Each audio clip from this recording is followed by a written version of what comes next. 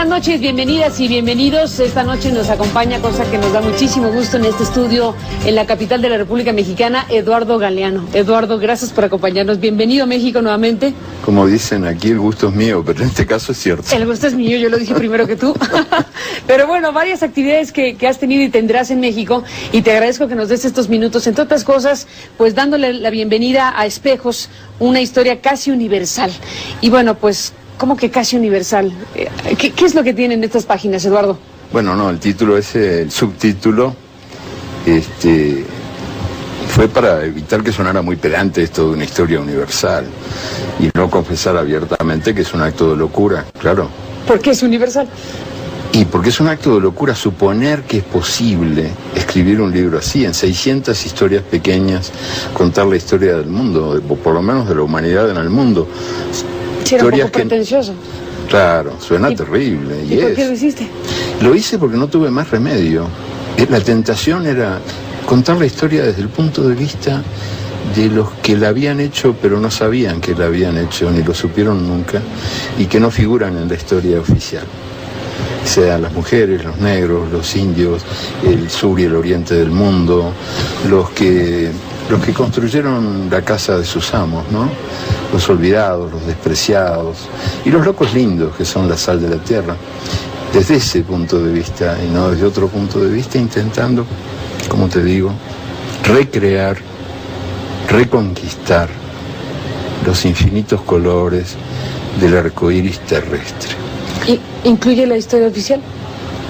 La historia oficial se ha ocupado más de mutilar el arco iris terrestre que de alimentarlo, porque ha suprimido la historia, creo, las historias que de veras valía la pena contar, que es lo que yo he intentado hacer en este libro, que como ves es un proyecto loquísimo. Cuando yo digo arcoíris terrestre me refiero a que somos muchísimo más de lo que creemos que somos y que hemos sido mutilados por el machismo, por ejemplo, que las excluyó a ustedes, las mujeres, las suprimió.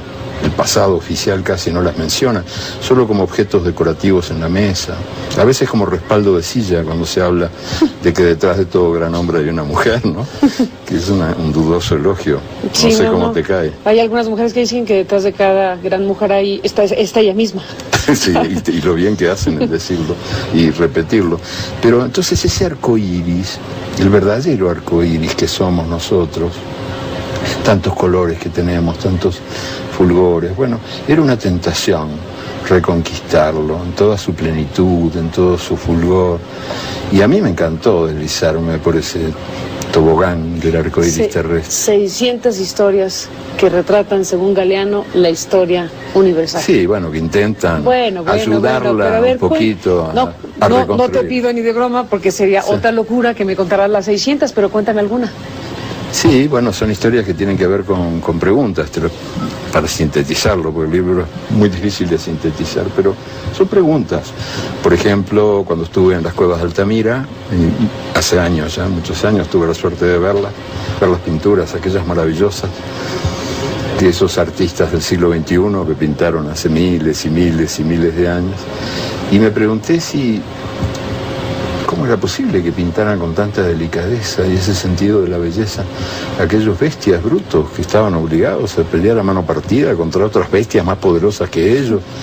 Y ahí fue que me pregunté ¿y qué pasa si de repente no es lo que nos contaron? Porque a mí siempre me dijeron que esas pinturas habían sido hechas por nuestros abuelos, pero ¿y si no eran nuestros abuelos, si eran nuestras abuelas? Si no eran ellos, si eran ellas, las pintoras, y por eso era tan delicado, por eso era tan bello. ¿Eso presumes? No, era una pregunta. Era una pregunta, como es otra pregunta también.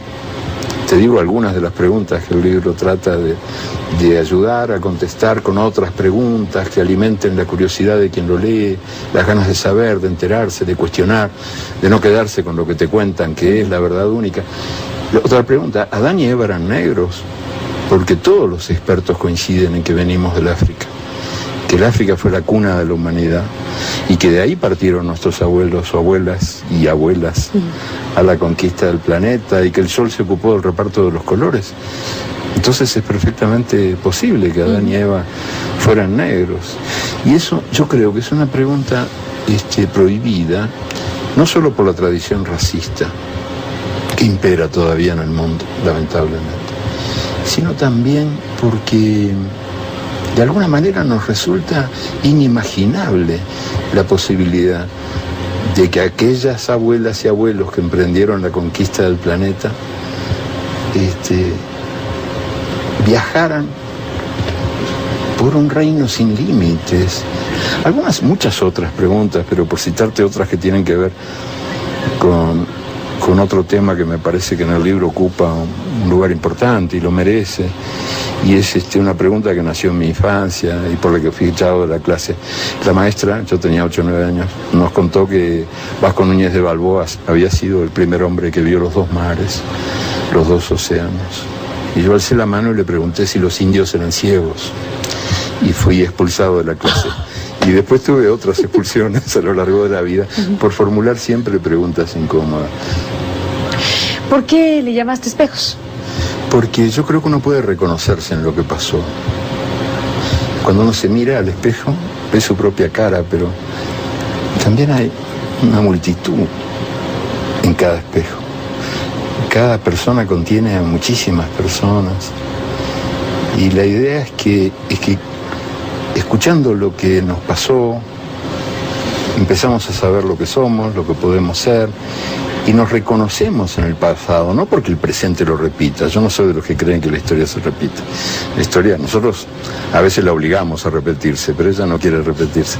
Pero sí que podemos reconocernos en el tiempo que fue, y que el pasado puede ser leído como si fuera tiempo presente. Pues aquí está Espejos, de esta biblioteca Eduardo Galeano, de Siglo XXI Editores, que está circulando ya pues ampliamente. Déjame hacer una pausa, Eduardo, y regresamos.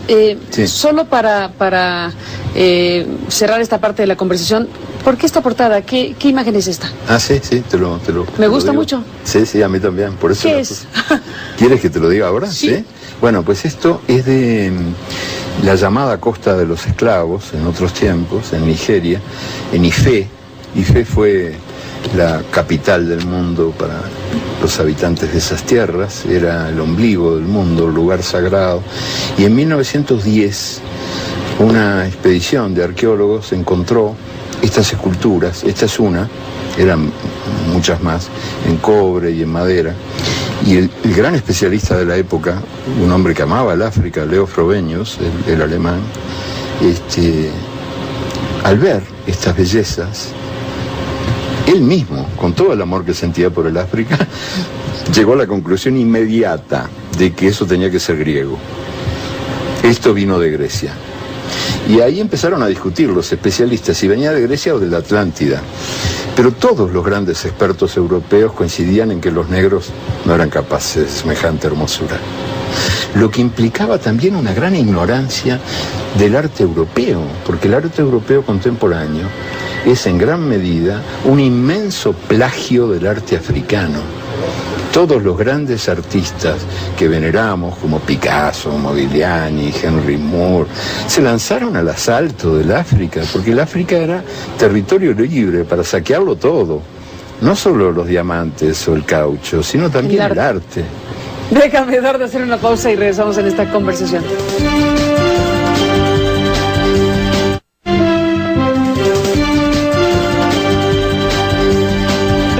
Eduardo Galeano en esta conversación, bueno, no solo con la bienvenida a Espejos, esta historia casi universal, sino bueno, los temas que pueden derivar precisamente de todo lo que estás aquí conversando. Por ejemplo, hablaste de racismo, hablaste de muchas cosas. ¿Qué piensas del arribo a la presidencia de los Estados Unidos de Barack Obama como un fenómeno que, por supuesto, es un fenómeno social, político, pero también de la civilización? ¿Qué te dice Obama como personaje, como situación, como salto civilizatorio, como lo quieras denominar? Sí, me parece un salto muy positivo en la lucha contra la discriminación en todo el mundo, pero especialmente en Estados Unidos, donde la discriminación racial ha sido hasta hace muy poquito. Que ocupa la Casa Blanca que hicieron los esclavos. Sus abuelos, sí. Sí, la Casa Blanca fue construida por manos negras. El Capitolio también, casi todo fue hecho por esclavos, ¿no? Por cierto, el primer personal de servicio que hubo en la Casa Blanca lo puso Jefferson, el presidente, Thomas Jefferson, y eran esclavos suyos, que fueron los que atendían a las visitas y se ocupaban de la limpieza y esas tareas desagradables. Y eran esclavos suyos, esclavos de su propiedad personal, porque aunque la Declaración de Independencia dice que todos nacemos iguales, unos serán más iguales que otros, y había... socializa las pérdidas y privatiza las ganancias. O sea, un sistema que dice, si yo gano, gano yo, pero si yo pierdo, pierden ustedes. Y es el portero del cementerio, el único vivo. O sea, es perfecto eso. Y además, yo creo que lo más grave es que es un sistema que se ha hecho universal y que nos ha impuesto su modo de vida como único modo posible. Ahora nos encontramos con que ellos hacen uso del Estado para salvar al mercado después de haber aniquilado el Estado en los países nuestros en nombre del mercado. Esta religión del mercado, que es una imposición de ellos y de sus organismos dependientes, ¿no? Toda esta inmensa estructura. Te digo, yo no me quiero meter en las cosas mexicanas, no sea que me vaya a pasar lo que le está pasando a mi amigo Manu Chao. Ya se aclaró y Gobernación dice que no hay tal, no hay tal investigación. Espero que no la haya, porque sería un bochorno mundial. Pero la verdad es que yo supongo, ojalá que me equivoque, pero supongo que para México va a ser especialmente difícil enfrentar esta crisis por causa del Tratado de Libre Comercio que ligó tanto la economía mexicana a la norteamericana en relación de dependencia. El Uruguay se salvó, el presidente estaba de lo más entusiasmado por firmar un tratado de libre comercio y se salvó gracias a la militancia del Frente Amplio que impidió que el presidente, que es también del Frente Amplio, firmara semejante aberración, porque por la sencilla razón de que el libre comercio no existe. Los países del norte son los más proteccionistas y ahora con esta crisis van a multiplicar su proteccionismo y predican la libertad de comercio, pero no la practican ni la practicarán jamás. Ellos saben cuidarse. Somos nosotros los tontos que aceptamos que nos cuenten estos cuentos de hadas para dormirnos mejor. Déjame hacer una pausa, Eduardo, y regresamos. Mencionaste América Latina. Regresemos en esta América Latina, en la crisis, en sus años recientes, con una gran efervescencia política y social. Hablemos de ellos, si te parece, después de la pausa. ¿Cómo no?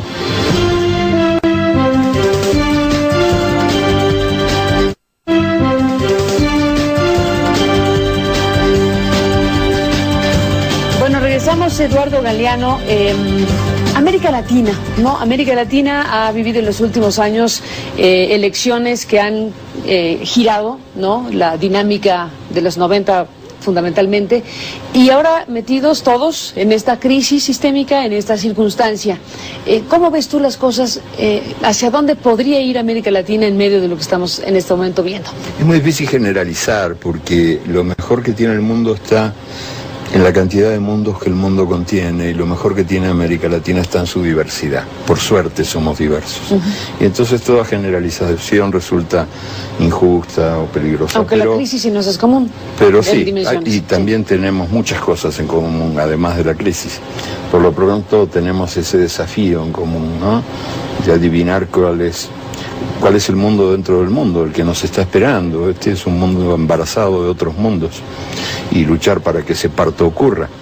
Me parece que lo que hay por ahora es una saludable recuperación del sentido común en algunos países latinoamericanos, que me parece muy digna de aplauso.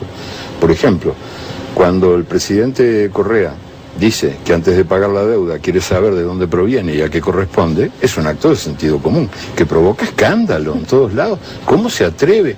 Bueno, pues, ¿por qué tengo que pagar yo? Supongamos,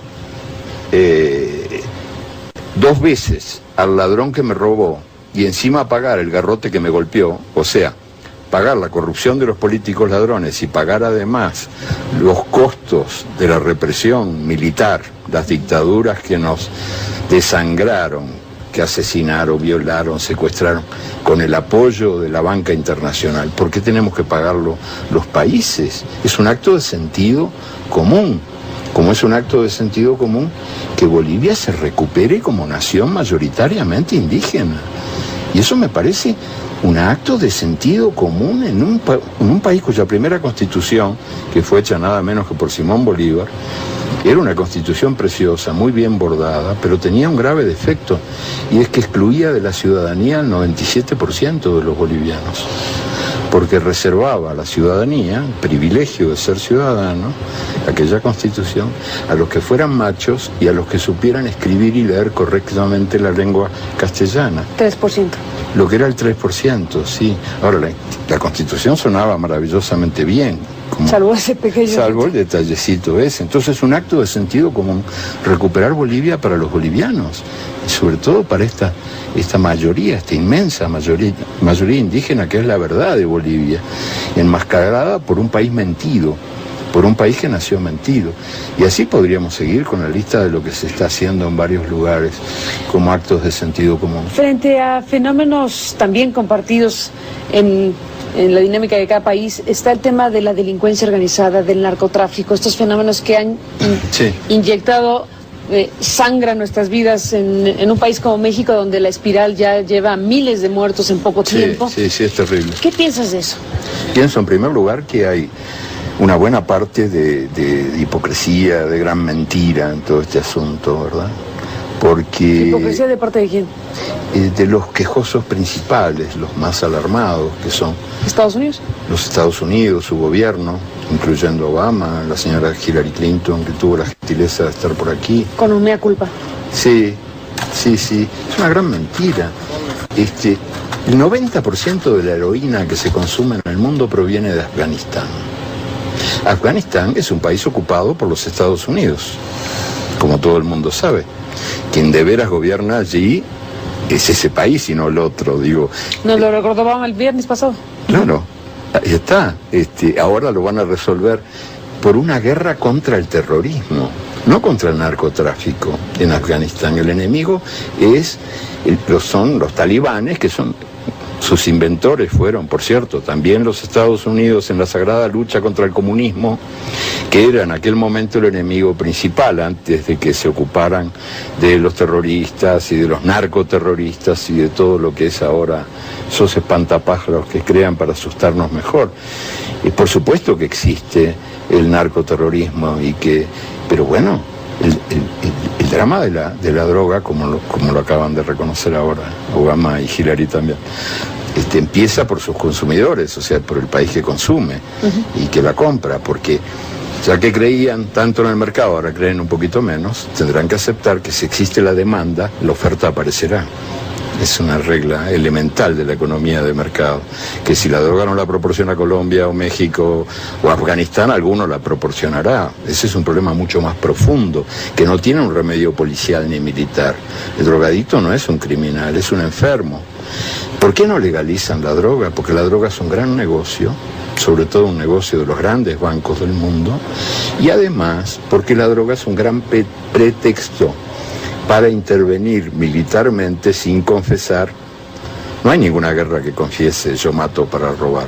Déjame hacer una pausa y regresamos en la parte final.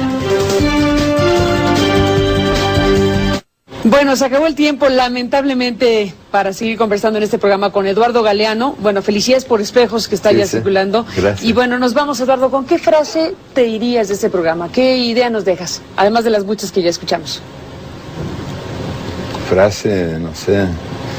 Bueno, me iría con una palabra que amo, que es la palabra abracadabra. Abracadabra. Abracadabra es una palabra mágica, la que abre las puertas prohibidas, las puertas cerradas, las puertas secretas, abracadabra.